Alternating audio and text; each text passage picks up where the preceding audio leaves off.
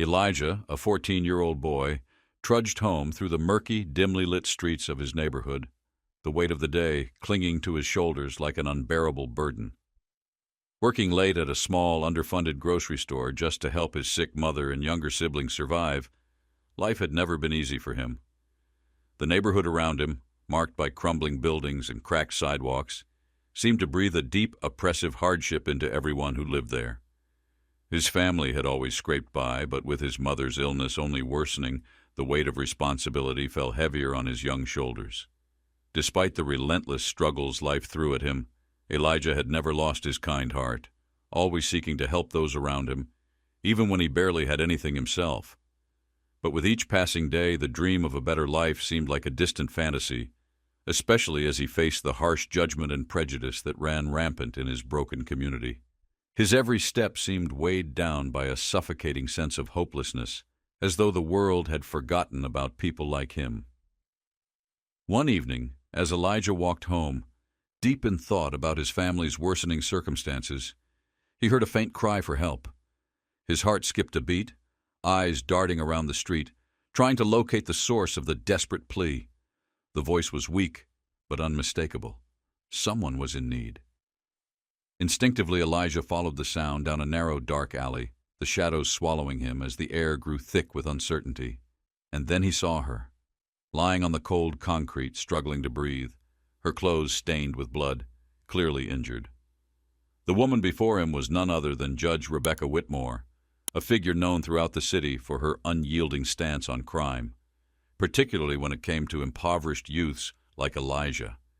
She had sentenced countless young people from neighborhoods just like his to harsh punishments, earning both respect and hatred in equal measure. She had always been a distant, almost untouchable figure in Elijah's life, someone whose judgments never seemed to affect him directly until now. A surge of panic gripped him, the instinct to flee, to avoid getting involved with someone so powerful and dangerous, nearly overtook him. He knew what could happen if he was seen with her. He had witnessed the consequences others faced when they crossed paths with figures like Judge Whitmore. But as he looked at her, pale and vulnerable on the ground, something within him shifted. Despite her cold and harsh decisions in the courtroom, she was still a person, a human being in need of help. The thought of leaving her there to die alone, no matter what she'd done to others, was unthinkable. Without a second thought, Elijah rushed to her side. His hands trembled as he tried to lift her, panic gnawing at him. He wasn't strong enough, not big enough to carry her far. Desperation flooded his mind. There was no one else around. He was alone.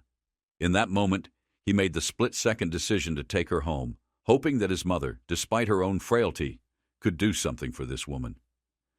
The odds were slim, but Elijah wasn't going to let her die in that alley. As he struggled to lift the unconscious woman onto his back, the rain began to pour in heavy sheets, soaking him to the bone. The slick streets made each step feel like an insurmountable challenge, his body aching under the weight of the woman he carried. But he kept going. There was no other choice. He couldn't leave her there, alone in the rain, vulnerable to whatever else the night might bring. The streets, which had once felt so familiar, now seemed foreign to him, an obstacle standing between him and what he knew was the right thing to do. His breath came in ragged bursts as he pushed forward, each step growing more difficult. But there was a growing determination inside him, a refusal to let her down. At last, the small, cramped apartment he called home appeared before him, its worn walls and cluttered rooms a reminder of his family's struggle to survive. His mother, Nana Ruth, was moving slowly around the house, her illness making each step a laborious task. She had worked tirelessly to care for him and his siblings, always pushing through the pain to keep the family together. Despite everything, she had taught him resilience. But as Elijah burst through the door, carrying the bloodied and barely conscious woman, Nana Ruth's face shifted from surprise to alarm, her eyes wide with concern as she looked at the stranger in his arms. "Who is that, Elijah?" she asked, her voice thick with confusion and worry. Ruth's voice trembled with worry as she rushed to Elijah's side, the weight of the situation sinking in. Elijah, struggling to catch his breath, managed to explain, "She's hurt, Mama. "She's the judge from the court. I found her in the alley." His words were shaky, his mind still reeling from the unexpected turn of events. Nana Ruth, without a second thought, pushed past her own exhaustion and health concerns.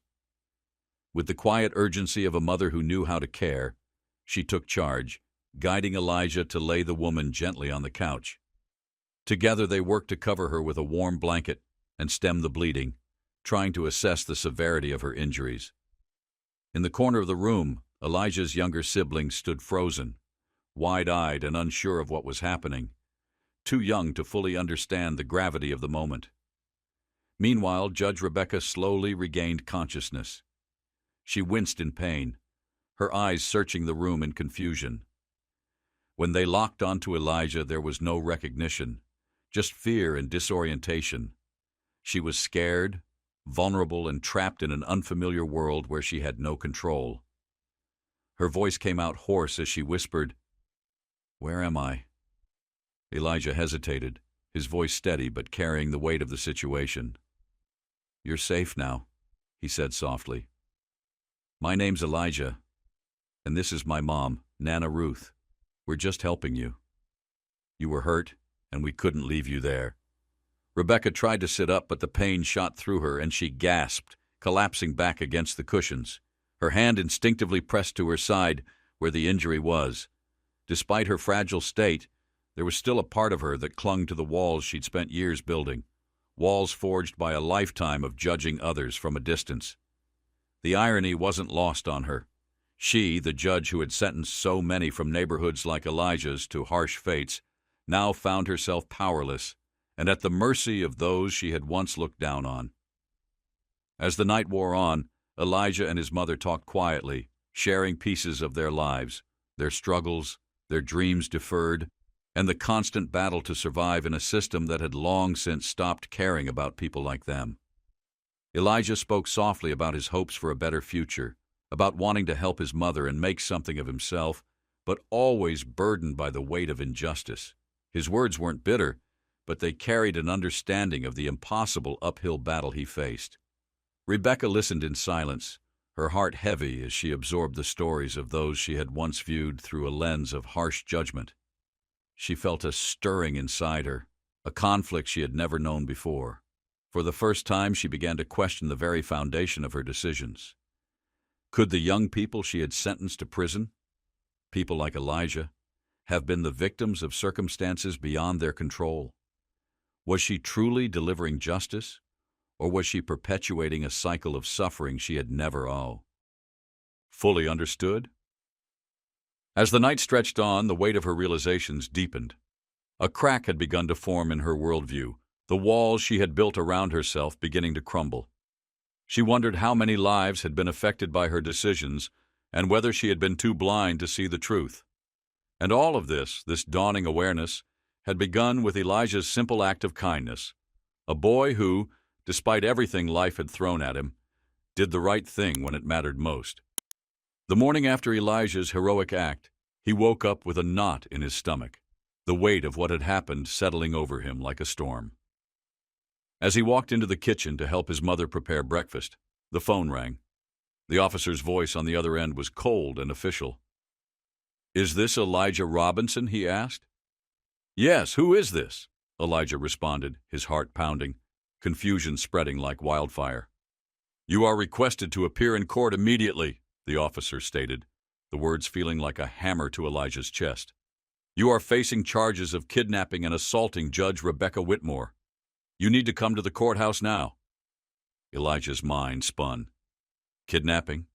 Assault? How could this be? He had saved her life. He had helped her. The thought that he could be accused of such things was too much to comprehend. Panic gripped him as the reality of what was unfolding began to sink in. Before he could process what was happening, his mother, Nana Ruth, entered the room. Already aware of the situation, her face was a mix of concern and anger, and she grabbed Elijah's hand tightly, her grip firm and unwavering. The fear in her eyes mirrored his own, but they both knew they had no choice but to face whatever was coming.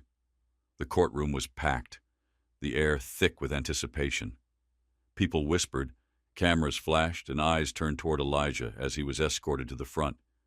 The room seemed to judge him at a glance, his ragged clothes and humble origins painting him as a threat before anyone knew the truth. The prosecutor pointed at him, voice dripping with accusation as he spoke of Elijah's supposed crime, kidnapping and assaulting a respected judge. The words felt like a slap in the face, a stark contrast to the truth Elijah lived, a boy who had only tried to help.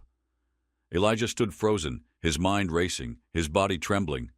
His mother's voice broke through the chaos as she pleaded with the court, fighting for the truth to be heard. "My son saved her life," she cried, her voice trembling with emotion. "He didn't hurt her. He helped her. Please don't judge him for where he's from or what he looks like." But the courtroom was swayed by the narrative that Elijah had maliciously hurt the judge. The media had already latched onto the story, casting Elijah as the villain, painting the situation in the worst light. Tension thickened in the room, suffocating all who were present. Then came the moment everyone had been waiting for, the moment that could change everything. The room fell into a heavy silence as the focus shifted to Judge Rebecca Whitmore, the very woman whose actions had now placed Elijah in this position. Everyone waited with bated breath, unsure of what she would say. Would she uphold the harsh judgments she had passed on so many like Elijah? Or would she see him for who he truly was? Rebecca stood slowly, her posture straightening, her eyes fixed on Elijah. The tension in the room was unbearable, and then she spoke, her voice breaking through the silence. "I was wrong." The room fell even quieter, disbelief spreading like wildfire. Elijah's heart skipped a beat as the words landed, so unexpected, so foreign, coming from her. "I've made judgments throughout my career," she continued, her voice steady but heavy. "Judgments that were shaped by biases I denied for too long. I've sentenced young people like Elijah without truly understanding who they were, what they had been through, or what potential they had." Elijah stood frozen, unable to move, barely able to breathe as her words reverberated around the room. People shifted in their seats, murmurs rippling through the crowd. Rebecca's admission was like a heavy weight crashing down, and for the first time in his life, Elijah felt the faintest hope flicker in his chest. "I see now," she said, her eyes never leaving Elijah, "that I failed to deliver true justice. I have been blind to the realities of those I sentenced, and I can no longer continue down this path." For the first time, Elijah saw the possibility of something different. The courtroom was thick with tension as Judge Rebecca Whitmore stood, her words cutting through the heavy silence. "I was wrong," she began, her voice firm but filled with an undeniable weight. The room fell still, each person holding their breath. Elijah stood frozen, unable to process the words that hung in the air. This was the woman who had wielded so much power over his life, the one who had sentenced so many kids like him with, cold detachment. Now she was admitting in front of everyone that she had made a mistake. Her gaze was fixed on Elijah as she continued, her voice steady but filled with an honesty that shook the room. "This young boy, Elijah, has done more in one moment of courage than many of us could ever hope to do in our entire lives. He saved my life and treated me with kindness, something I've never known before. And he did it without asking for anything in return." The room seemed to hold its collective breath. Elijah's heart raced in his chest, struggling to comprehend the enormity of the shift that was taking place. "I, someone who is supposed to uphold justice," Judge Whitmore went on, her voice faltering slightly, "have treated people like him as if they were nothing. I've assumed the worst about them simply because of where they come from." The words, raw and filled with self-reflection, hung heavy in the air. Elijah had never imagined hearing such a thing from her, the woman who had sentenced him and others like him without ever truly understanding their lives, their struggles. The silence that followed was thick with the weight of her confession. Elijah's mind was reeling. This wasn't the same Judge Whitmore who had once filled him with fear and uncertainty. This was someone else, a woman who was finally seeing him for who he truly was, not just the boy from the streets, but a person with dreams, with hope. Judge Whitmore's voice gained strength as she addressed the courtroom. "I've learned something today. Elijah has shown me that justice isn't just about the law. It's about understanding people, seeing their humanity, their struggles. And that's what we've been missing." Her eyes softened as she turned to Elijah. "I'm not going to punish this young man. Instead, I'm going to make it right. I'm going to use my position to do something meaningful." And then, the room erupted in applause. The transformation that had just taken place was monumental. The woman who had once been a symbol of the system's cruelty was now using her power to change it. Judge Whitmore wasn't finished yet. "Elijah," she said, her voice filled with resolve, "I'm offering you a scholarship, a full scholarship to a school where you can get the education you deserve. I want to help you escape the life you were born into, and I want to help your family. No one should have to live in poverty, struggling just to survive." Elijah was overwhelmed. The words she was speaking didn't seem real. The woman who had sentenced kids like him to prison was now offering him a chance at a future, a way out of the cycle of poverty and hardship that had defined his life up until now. For a moment he couldn't speak. His mind was a whirlwind of emotions: gratitude, disbelief, and a deep sense of hope. "Thank you," he whispered, his voice shaky. The applause around him grew louder, but in that moment, all he could hear was the thundering of his own heartbeat.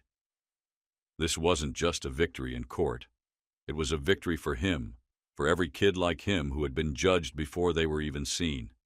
It was a victory for a new kind of justice, one that didn't just punish, but offered a chance for redemption. As he left the courthouse, Elijah felt a sense of freedom he had never known before.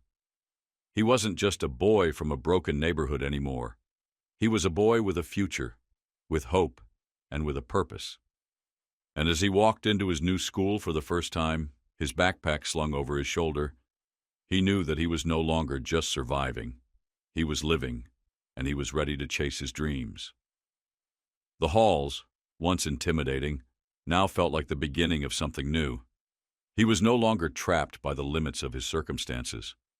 With the help of Judge Whitmore, who had become not only his advocate but his friend, Elijah was on the path to something greater.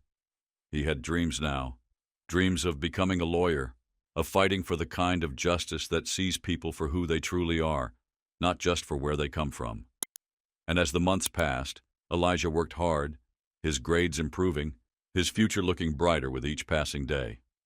His story, and Judge Whitmore's, became a symbol of change, a reminder of how one act of kindness could bring down walls that had been built over years of prejudice and misunderstanding. One afternoon, as Elijah sat in Judge Whitmore's office, she looked at him with a smile that made his heart swell. "You saved more than just my life that night, Elijah," she said, her voice steady but full of gratitude. "You saved my soul." The words hung in the air, and Elijah realized just how much his decision to help her had changed everything, not just for him, but for her, and for the world they shared. As he stood outside the courthouse on a bright afternoon, the boy who had once been invisible was now standing on the threshold of a future he could create, one filled with purpose, hope, and the kind of justice he had once only dreamed of.